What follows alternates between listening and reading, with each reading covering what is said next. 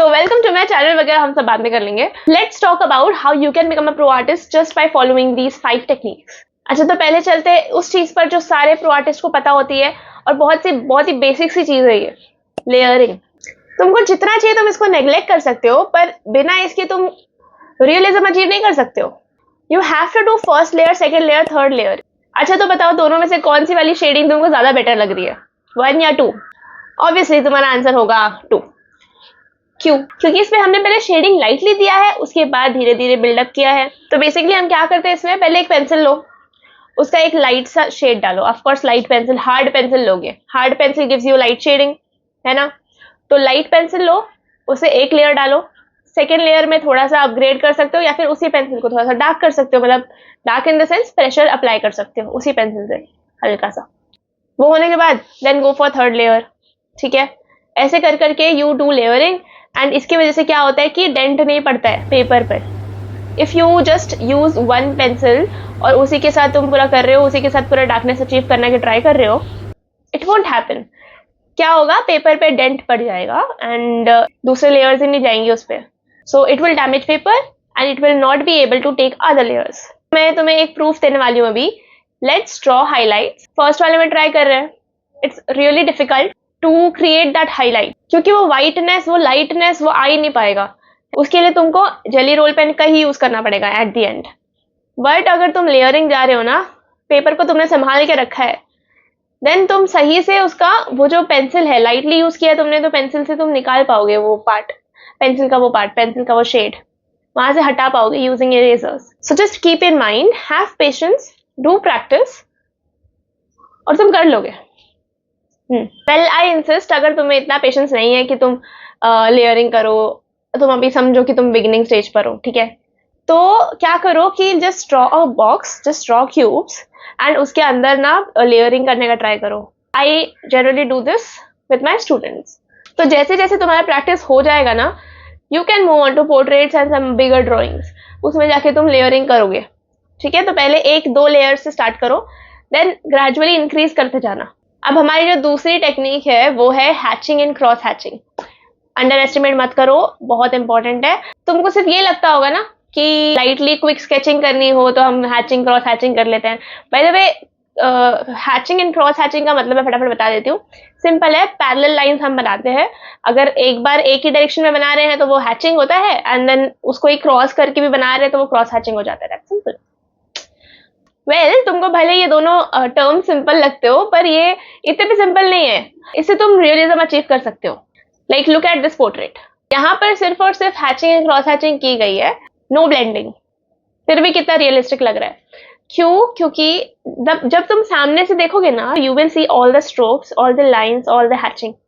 But अगर तुम थोड़ा स्टेप बैक होकर कहीं दूर से थोड़ा देख रहे हो तो you will see everything is blended up. यही चीज ना रियलिस्टिक दिखाता है पोर्ट्रेट्स को. अभी बड़े बड़े आर्टिस्ट का जो वर्क होता है, जैसे कि पेंटिंग भी हो गया, तो तुम अगर सामने से जाके देखोगे तो बहुत अनफिनिश्ड स्ट्रोक्स रहेंगे उसमें. बट तुम जब पीछे जाते हो तो you will find everything blended. तो यही स्पेशलिटी है हैचिंग एंड क्रॉस हैचिंग की. अच्छा, तो एक बहुत इंपॉर्टेंट चीज है, इसमें भी ना मैटर करता है कि तुम स्ट्रोक्स कैसे लगा रहे हो. मतलब जिस जगह पे तुमको डार्क चाहिए ना, डार्क डेप्थ वाला एरिया है, शैडो एरिया है, तो तुमको वहां पे ज्यादा प्रेशर वाला स्ट्रोक मारना पड़ेगा. या फिर अगर ज्यादा प्रेशर नहीं डालना है तो फिर you can use grades, higher grade. तो तुम 6B 8B ऐसे सब यूज कर सकते हो जहां एक्सट्रीम डार्कनेस दिख रही है. एंड देन वही चीज अगर तुम लाइट की तरफ जाओगे, थोड़ा मिड टोन तुमको अचीव करना है, मिड टोन के लिए you can use just 4B और 2B. ठीक है, तो ऐसे करके तुम अलग अलग स्किन टोन को अचीव कर सकते हो. ऐसा नहीं कि पूरा हैचिंग तुमने एक ही पेंसिल से कर दिया. Now let's move on to contour shading. पता नहीं तुमने ये सुना है कि नहीं, बट कॉन्टोर शेडिंग भी बहुत कॉमन टेक्निक है. फॉर एग्जाम्पल, एक ऑब्जेक्ट है, ठीक है, एक सर्कल है, वो उसका जो फॉर्म कैसा है, उसका शेप कैसा है, उस हिसाब से हम कॉन्टोरिंग करेंगे.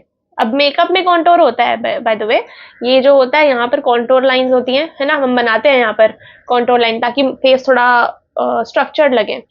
तो सर्कल के लिए हम कर्व लाइंस डालेंगे और उसी फॉर्म में हम उसको शेड करते जाएंगे with drawing curve lines again and again.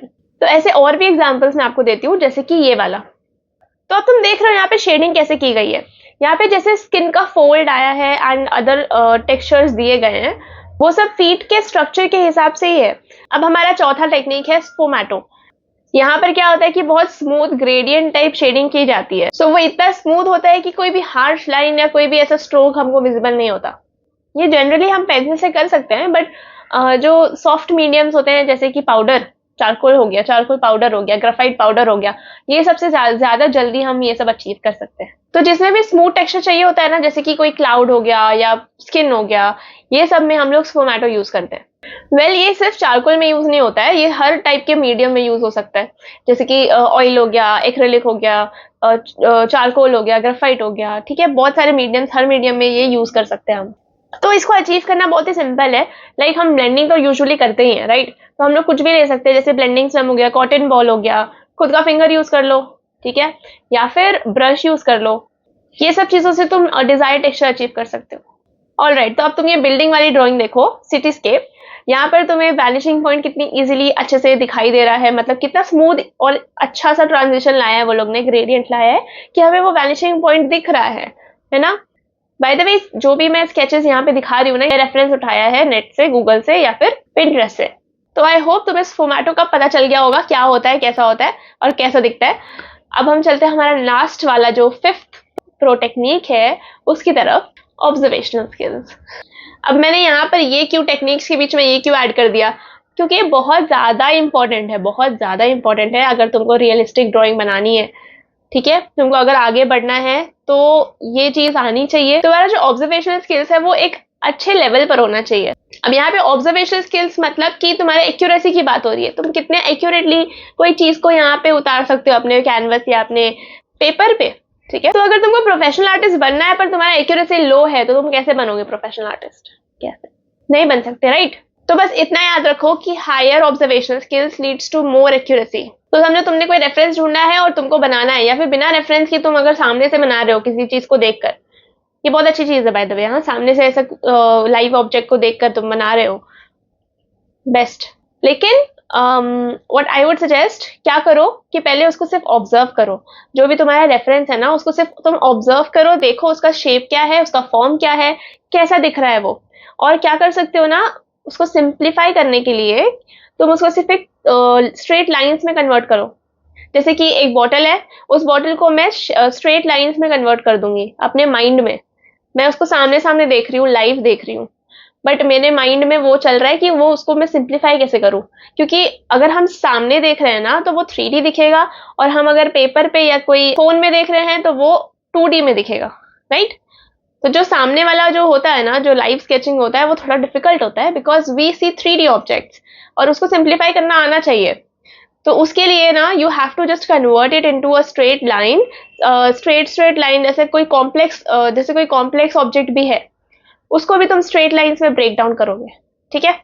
And then जब तुमको समझ गया कि अच्छा ये ऐसे ऐसे होने वाला है, start doing the same thing on your paper as well. तो अब तुमको एक बार ये समझ गया है, तुमने यहाँ पे पेपर पे उतार दिया, ठीक है? तुमको देखना है कि क्या उसका शेडिंग कैसे है, लाइक लाइट कहाँ से आ रही है, शेडो कहाँ पड़ रहा है, तो उसका जो मिड टोन है वो कहाँ पर है, तो तुमको ये सब कुछ देखना पड़ेगा। So that's a wrap to the video. अगर तुम इस चैनल पर नए हो और तुम्हें कुछ सीखने को मिलता है, then please subscribe this channel, क्योंकि यूट्यूब वैसे तो रेकमेंड करेगा बट तुम मिस भी कर सकते हो कुछ चीजें जो कि तुम्हें प्रोफेशनल आर्टिस्ट बनने में मदद कर सकती है। बहुत फ्रीक्वेंटली यहाँ पे शॉर्ट्स भी अपलोड होते हैं जिसमें कि ढेर सारे टिप्स शेयर किए जाते हैं।